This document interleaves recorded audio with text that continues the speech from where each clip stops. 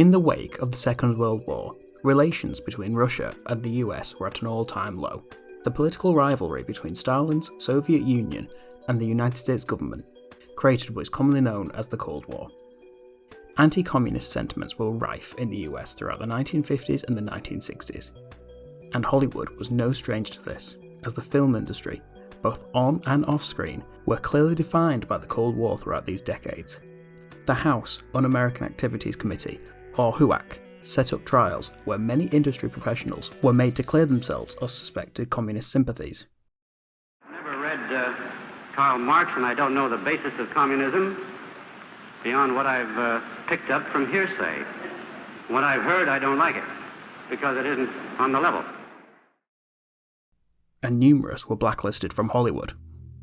Espionage films saw a new lease of life at the box office, with many targeting cultural bitterness towards the Communist Manifesto. What also played the cultural consensus throughout the 1950s was the space race between the Soviet Union and the USA. Each country had tried desperately to beat the other in space exploration, so it would come at no surprise that Hollywood would once again take advantage of this. Throughout the 1950s, filmmakers played with the concept of extraterrestrial life coming to Earth, primarily played as an invasionary force, or one which would take over the bodies of humans.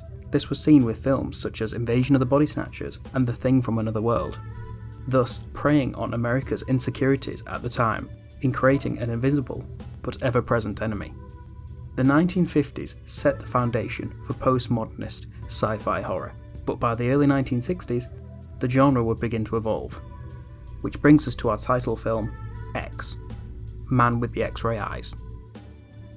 X follows Dr. James Xavier, played by Ray Milland, who is attempting to give himself X-ray vision through his concocted solution.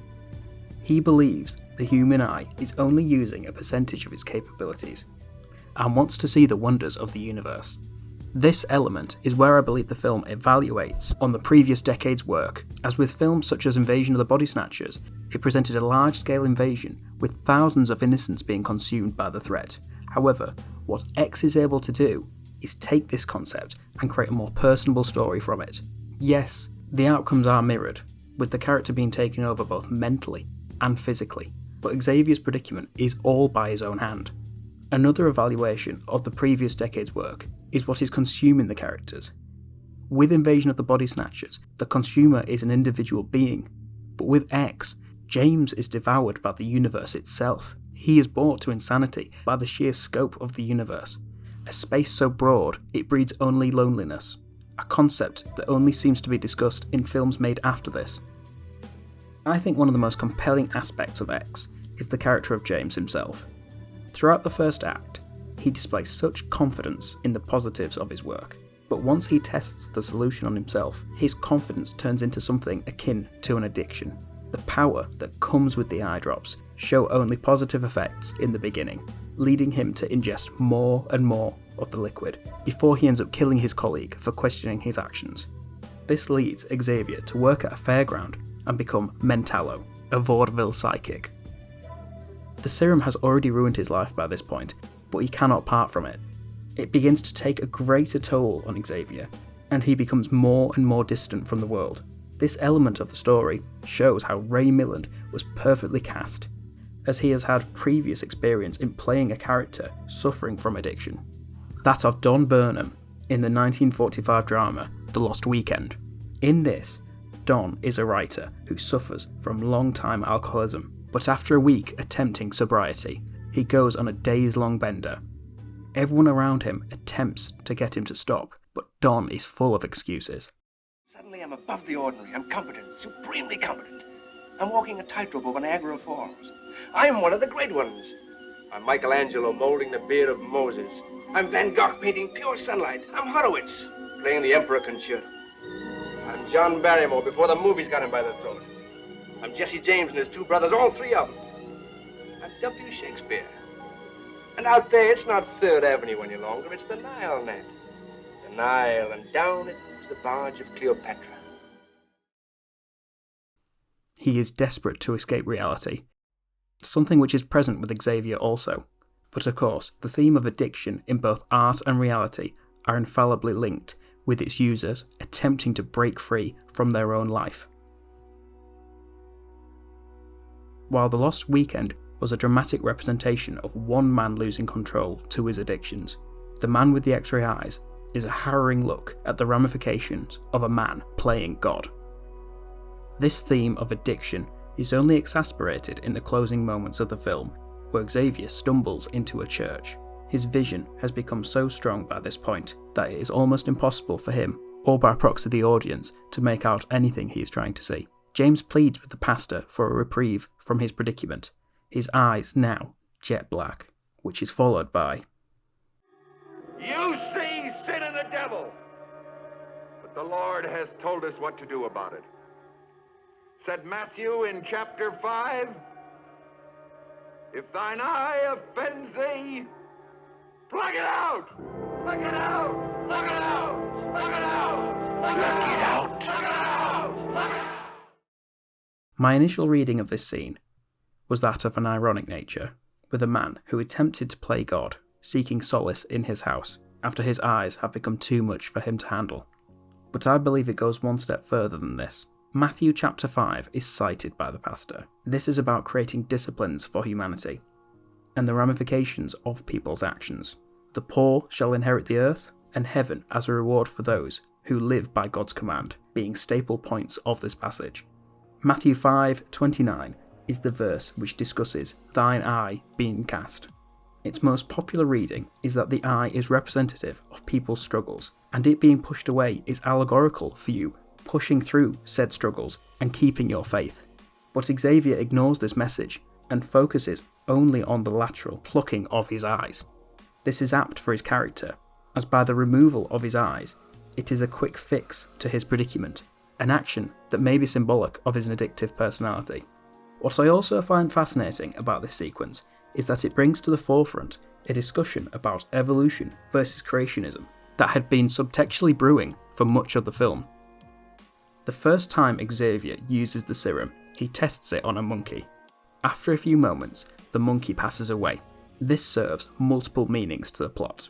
Firstly, it works as a warning to Xavier not to continue using the serum, but it also could work in another way, as a nod towards the evolutionary theorems, as the monkey is further down the evolutionary spectrum, so cannot handle the effects of the serum. It's also clear in his speeches from the first act. He is so desperate to evolve the human eye, he has become blind to all around him, thus further depicting the irony of the film's finale. When viewing this film, you cannot shake off the Lovecraftian presence which lurks over the characters. This is set up really well in the beginning. After the monkey passes away, the doctors discuss what it actually saw, and if it was able to comprehend it before brushing this notion off. But by the midway point, this incomprehensible imagery begins to haunt Xavier, to the point that even closing his eyes give him no reprieve. This builds and builds within Xavier until he explodes at the preacher in the final scene. This brings forward a creature much similar in nature to that of Lovecraft's Yog-Sothoth, a creature from beyond our comprehension that is omniscient and all-seeing. The filmmakers must have drawn to this, as the creature's description is near enough identical. I also see an element of Lovecraft in what eventually happens to Xavier. After abusing the eye serum, his eyes begin to turn black, and in the final sequence they become jet black, all characteristics of this organ removed, which could be representative of his soul missing, which seems to pull from Lovecraft's work and has similarities with other films derived from the author, such as The Thing and The Fly. One of the more fascinating aspects of the film is that it was directed by Roger Corman. Now I know when people think of Corman, they think, Milland, get out of here!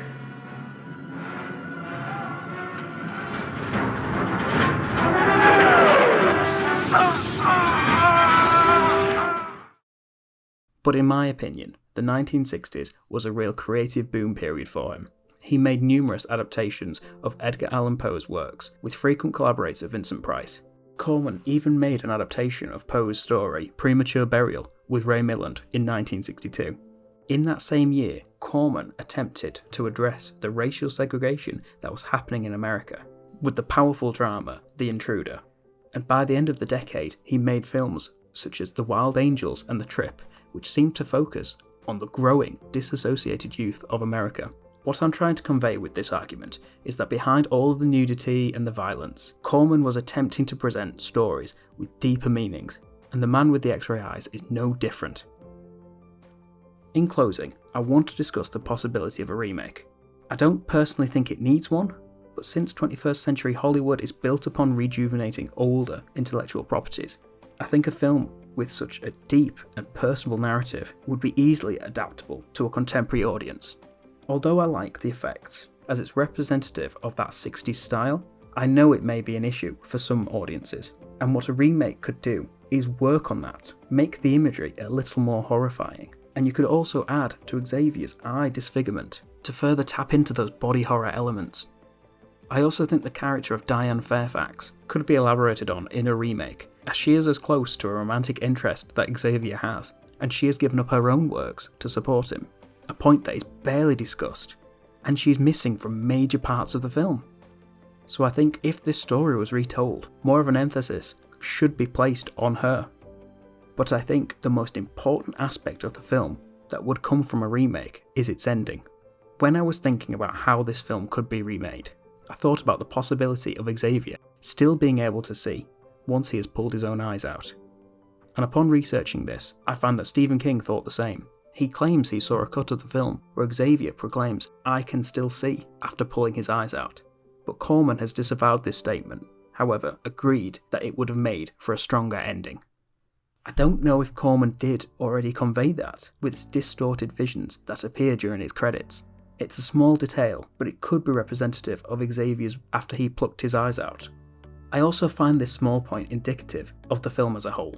On the surface, Man with the X-Ray Eyes is a B-movie sci-fi horror, but it's so dense with its themes of addiction and its evolutionary and creationist debates, and everything else that surrounds these themes. I've watched the film multiple times now, and I keep finding different things every time I watch it. I find this film fascinating, and I recommend it to anyone, even if you've already seen it, to go out and watch it. You will find something special. Thanks for watching. I'd love to hear what people think of this film. And if you can, please like and subscribe. It really does help.